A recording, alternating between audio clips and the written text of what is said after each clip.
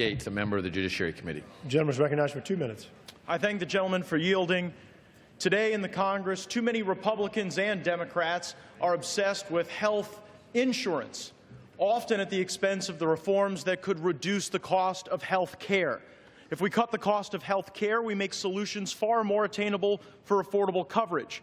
I support this tort reform legislation because it will make health care in America more accessible and less expensive. Defensive medicine costs Americans over $50 billion. Common sense reform will eliminate these costs, help patients afford health care, all while reducing the federal deficit. It's no surprise that defensive medicine costs so much. One survey recently reported that 93% of doctors practice defensive medicine due to a broken tort system.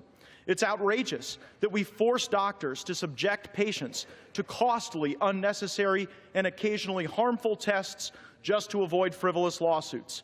Let's go back to performing medical tests when needed for the patient, not to simply avoid exposure in litigation for insurance companies. This will lower health care costs. The New England Journal of Medicine found that 1 in every 14 doctors get sued each year.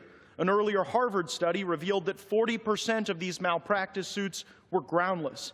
Yet over a quarter of these frivolous cases are settled, and the average payout was $300,000.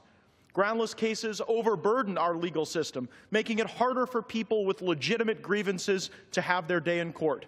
Frivolous claims drive up the cost of insurance for all healthcare providers, driving many physicians away from the healthcare profession. We need more doctors in hospitals, not less.